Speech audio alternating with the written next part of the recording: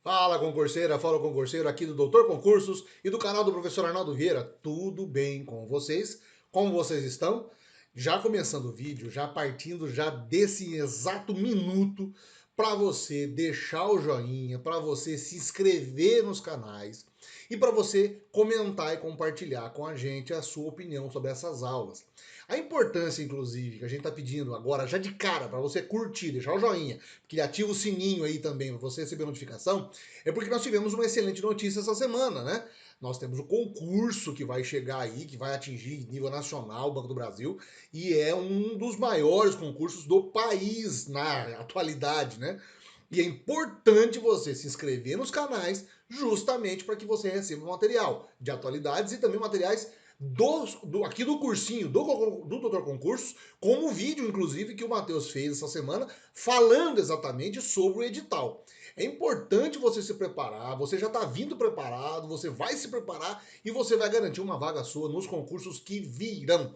Tá legal? Vamos começar então já dando o âmbito nacional para vocês, a chegada da vacina da Janssen. Olha que coisa legal, finalmente mais vacinas chegando. E essa semana, inclusive, foram várias vacinas que o Brasil recebeu. Foi a semana que mais houve recebimento de vacinas por parte do Ministério da Saúde, né? Em todo o território nacional. Acho que 6 milhões e meio de vacinas chegaram aí, de lotes de vacinas chegaram de uma maneira geral, dá um fôlego, né? E a vacina da Janssen, só a vacina da Janssen, foram 3 milhões de doses. Veio fracionado, veio na terça, quarta e na quinta-feira em voos diferentes. Mas, finalmente, esse primeiro lote que veio chegou. E a vacina da Janssen, eu já venho nas outras aulas anteriores falando para você sobre essas vacinas, sobre como que elas evoluem, inclusive, na nossa questão sanitária, como que elas ajudam no combate, na prevenção, inclusive, das pessoas se contaminarem com coronavírus, como que elas funcionam. A vacina da Janssen, ela é uma única dose, ela é aplicada em uma única dose, é a única até agora que tem uma única dose, que já com a primeira dose, com essa única dose, a pessoa já fica imunizada. Ela tem a mesma tecnologia de vetor viral que vacinas como a AstraZeneca fazem.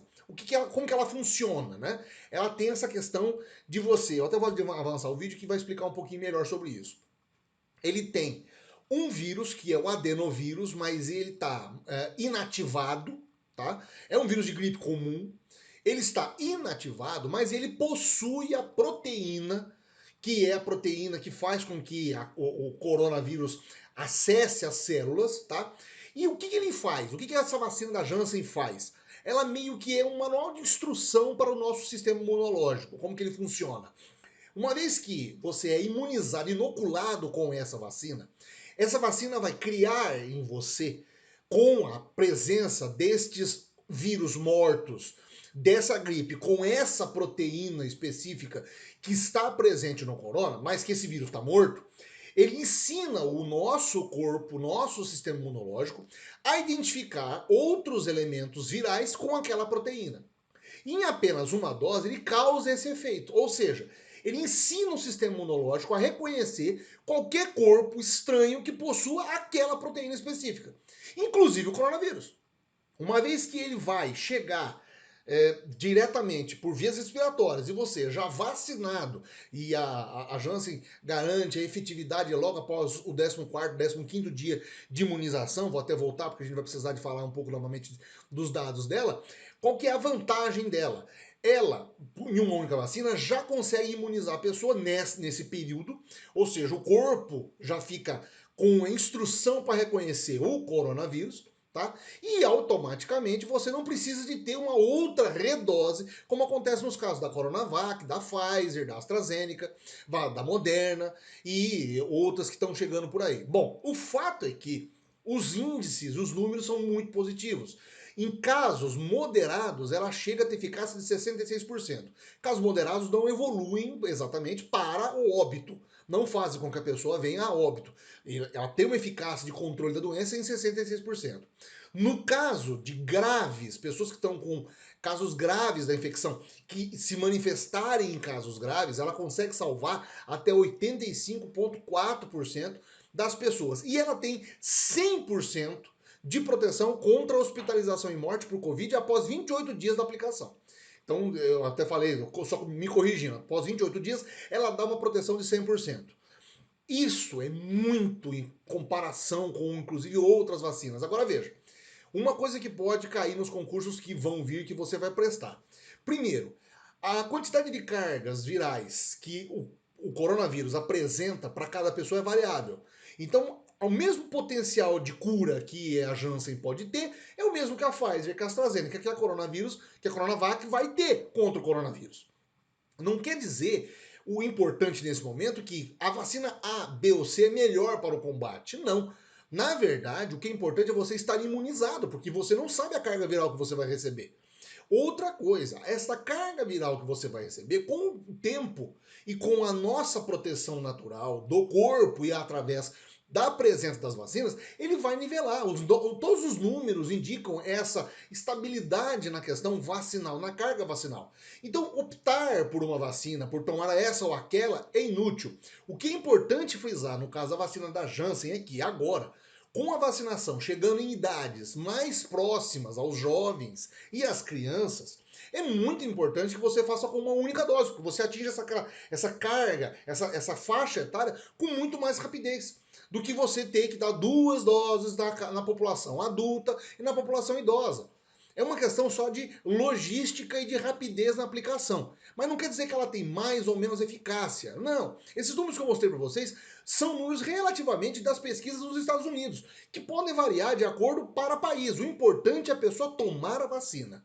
É isso que é importante acontecer e frisar para que você esteja preparado. Não somente agora, aqui por conta do conteúdo das aulas, mas também para que você saiba para a vida como um todo. O importante é tomar a vacina, qual seja que esteja sendo oferecida, dentro da sua faixa etária, dentro da sua faixa de condição de comorbidade, etc. O fato é que a Janssen é importante, a chegada dela tem que ser comemorada, porque ela é uma única dose e ela pode ampliar a cobertura vacinal em todo o território nacional, tá legal? Vamos avançar então para outra notícia no âmbito nacional, e essa deu confusão.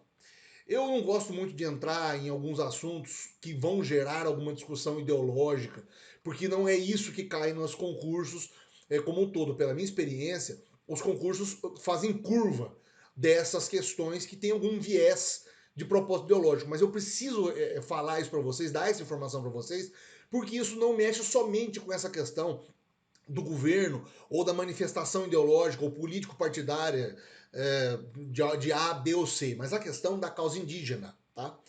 O que aconteceu? A Comissão de Constituição, Justiça e Redação da Câmara dos Deputados aprovou um texto que estava parado desde 2007, inclusive, dentro do Congresso, e fez caminhar um projeto de lei que faz uma modificação na legislação que demarca as terras indígenas, entre outras modificações na questão dos territórios indígenas em território nacional, no Brasil. Tá?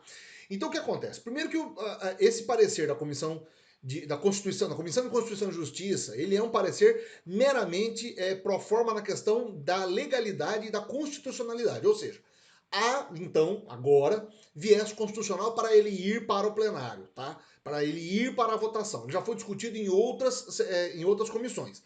Na Comissão de Direitos Humanos ele foi rejeitado. Mas na comissão, inclusive, de negócios agrários, negócios fundiários, negócios rurais, ele foi aprovado. Então ele avançou e foi para a Comissão de Constituição e Justiça, e se ele for aprovado pelo Congresso, ele vai para o Senado. Bom, o que esse PL faz e por que é importante você saber para as atualidades e para os concursos que vão estar por aí? O que ele prega? Ele prega uma flexibilização no uso exclusivo das terras indígenas, nos territórios indígenas que estão hoje sob a tutela de tribos ou de ONGs ou de entidades indígenas como um todo. O que ele faz? Ele cria, né, de uma maneira geral, ele cria o marco temporal. E o que seria esse marco temporal? Ou seja, ele dá, como eu estou dizendo aqui, de uma maneira geral, a validade dos territórios para os povos indígenas que já possuíam a posse daquela terra antes da Constituição de 88. Tá? E ele dá o direito, inclusive, à União de reverter esses territórios, uma vez que as culturas sofrer algum tipo de alteração. Se essas culturas deixarem de ter o seu trabalho indígena sendo levado a cabo, eles podem ser retomados pela União por conta disso. Então ele cria essas questões, ele permite o contrato de cooperação entre índios e não índios para atividades econômicas, então também ele prevê essa possibilidade, ou seja, para que os indígenas escolham o que fazer com a sua terra e principalmente que eles tenham autorização da exploração privada daquela terra e possibilita o contato com povos isolados para a intermediação estatal de utilidade pública. Ele também flexibiliza isso. Ele força, ele permite que entidades ou órgãos consigam atingir, chegar em povos isolados, povos que estão em isolamento e que acabam sendo contactados pela população branca e, invariavelmente, expostos aí a germes, às bactérias que nós temos, o que influencia, inclusive, na própria vida desses povos. Bom, o projeto é muito polêmico e causou uma confusão dos diabos em Brasília, como a gente vai ver aqui. Apesar que esse vídeo já é o vídeo da quinta-feira, em que a manifestação mudou. Na quarta-feira, me parece, a manifestação, os ânimos foram um pouco acirrados. Os índios optaram aí por fazer um protesto mais pacífico, mas essas são imagens que vocês estão vendo que foram geradas acho que na terça ou na quarta-feira, se não me falha a memória. Os índios tentaram invadir, furar o bloqueio dos soldados da polícia legislativa, usaram arco, flecha. Depois tem a versão também dos indigenistas dizendo que foram atingidos por bala de borracha, tiros a queima-roupa, enfim. Toda uma situação que tem aí, que vem vindo já por algum tempo, esse clima de animosidade, mas que com a votação desse projeto, com a aprovação na Comissão de Constituição e Justiça, houve essa mudança que agora vai para análise da Câmara, que considera as terras indígenas que foram ocupadas somente após a promulgação de 88, tá? E isso já gera grandes problemas, isso já inclusive confronta com evoluções das causas indígenas que vão vir por aí, que estão vindo, e flexibiliza a possibilidade dessas terras serem utilizadas. É claro que há um tipo de exploração para manutenção, inclusive, das comunidades dos povos indígenas, mas isso suscita vários outros problemas. Essas cenas também, inclusive, que a gente está vendo, são da reunião. Houve, inclusive, tem uma deputada que é uma deputada indígena que também se posicionou contra, mas o voto dela foi vencido.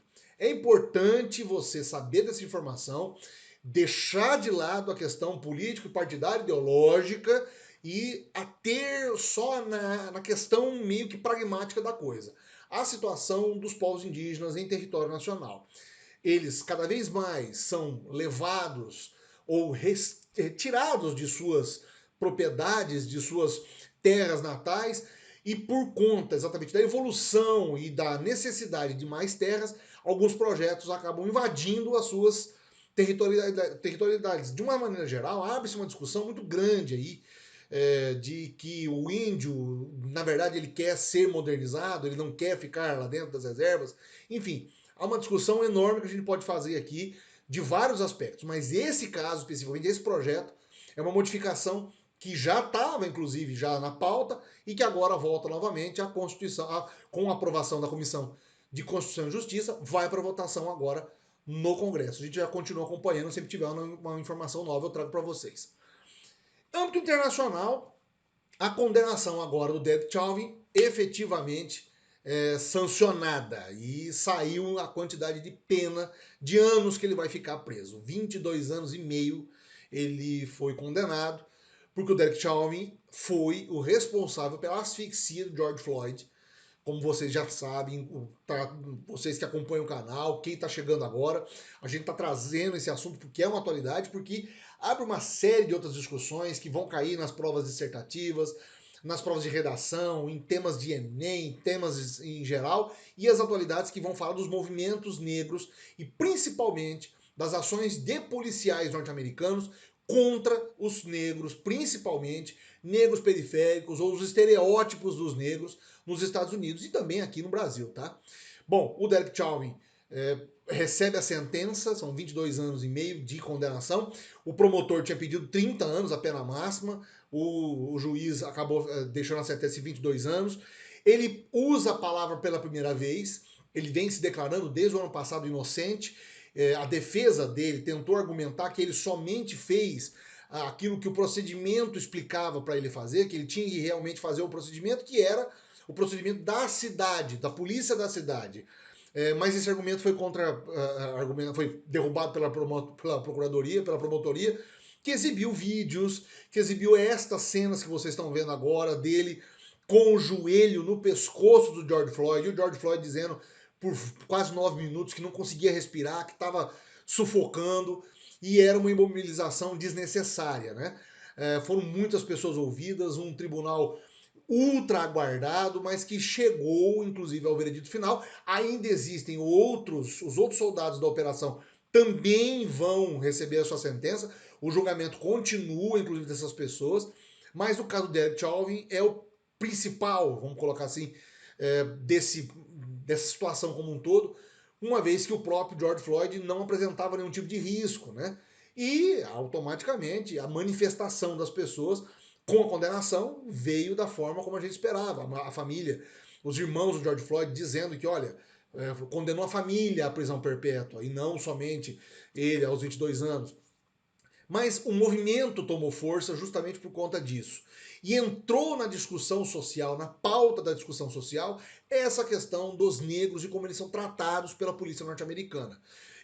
A morte de George Floyd, deu origem ao movimento Black Lives Matter, ao movimento I Can't Breathe. Então, de uma maneira geral, você tem aí um ambiente hoje que se discute as ações policiais, principalmente lá nos Estados Unidos e também, por consequência, em outros países. Aqui no Brasil, tivemos o caso daquela rede de supermercados, que inclusive no ano passado também, justamente no dia anterior, ao vídeo de semana passada nós falamos disso, no dia anterior ao dia da consciência negra, comete uma atrocidade lá, estrangula também um negro dentro do supermercado, enfim, outras ações que devem ser banidas da nossa convivência social e que hoje fazem parte dessas movimentações. E o movimento Black Lives Matter é tão importante porque, veja, foram movimentos pacíficos que, inclusive, tiveram participação de policiais que se renderam ao movimento, que fizeram parte do movimento, e justamente no ano passado, o ano da pandemia, que as pessoas não se acovardaram, saíram de casa com as máscaras, protestando e falando sobre essa questão que é extremamente horrorosa, que é da opressão policial em cima de negros, acusados, né, injustamente já condenados, para falar a verdade, por conta de serem negros, né? Então fica a condenação aí do Derek Chauvin e é uma luz no final do túnel, porque em anos anteriores isso não teria acontecido, como diria o caso do Rodney King, em 92, 93 também nos Estados Unidos. Bom, âmbito internacional, essa informação eu trouxe para vocês porque assim, ela passou meio que batida em quase todos os meios de comunicação, somente a DW deu essa informação, e é uma informação que chama muita atenção, não pelo fato dela ser inusitada, mas pelo fato dela abrir uma discussão que eu acredito que talvez um dia um concurso possa exigir de vocês. O que é que nós estamos lidando aqui? O Japão está promovendo uma mudança econômica e uma dessas diretrizes, uma das mudanças dessa diretriz econômica é a sugestão da redução da jornada de trabalho para 4 dias na semana.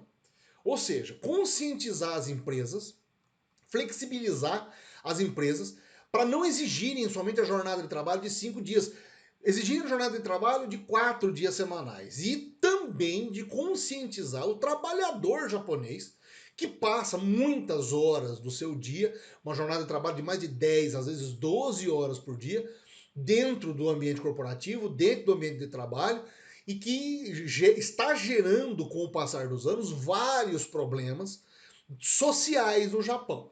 Essa mudança, essa proposta, inclusive, do governo, partido do governo, muda totalmente a visão empresarial que se pode ter de um país que é uma potência econômica e que agora começa a prezar mais pela qualidade de vida da sua população e principalmente pelo consumo. Eles acreditam, a ideia basicamente é a seguinte, olha, encorajar as empresas e os trabalhadores a reduzirem, a aumentarem um dia a mais de descanso, tá? Para que, de uma maneira geral, isto apresente algumas vantagens. E quais dessas vantagens seriam, né? Primeiro, que o cidadão utilize esse dia que ele vai ter a mais de descanso para se aperfeiçoar, para melhorar suas condições intelectuais, inclusive profissionais, fazendo curso de especialização, se dedicando a uma pós-graduação, tendo mais qualificação. Depois, a questão do consumo, tendo mais possibilidades de comprar, de gastar dinheiro, que aqueceria a economia. Terceiro, as empresas não precisariam necessariamente de demitir em massa funcionários por conta da sua falta de habilidade com as novas tecnologias. Uma vez que esse funcionário está se qualificando um dia a mais na semana, ele teria muito mais capacidade, inclusive, para continuar trabalhando em outros setores e continuar no mercado de trabalho, fazendo com que a empresa continue gerando lucros.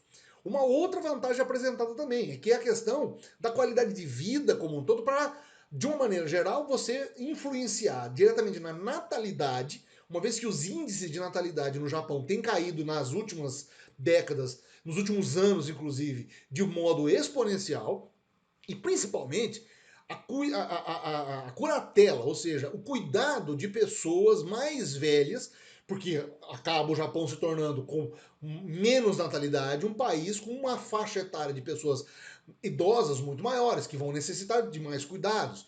Então, talvez mudando essa reforma econômica no país e aumentando um dia a mais de descanso, seja uma maneira dessas pessoas terem mais cuidado com a própria vida, cuidarem da sua própria saúde e melhorarem os índices, inclusive educacionais, sociais e de consumo. É uma mudança muito radical, às vezes, mas que pode levantar uma questão, inclusive, e começar a discutir a questão que há algum tempo um sociólogo italiano chamado Domenico Di Massi, no começo dos anos 2000, levantou com a questão do ócio criativo, ou seja, a possibilidade de você do ser humano voltar às suas origens filosóficas, sociais, quando ele ficasse menos tempo trabalhando e mais tempo tendo lazer e destinando o tempo útil dele para a criação intelectual. É claro que essa mudança que o Japão está propondo, isso ainda vai passar por muita discussão, isso é lógico, e de uma sensibilização social, de uma sensibilização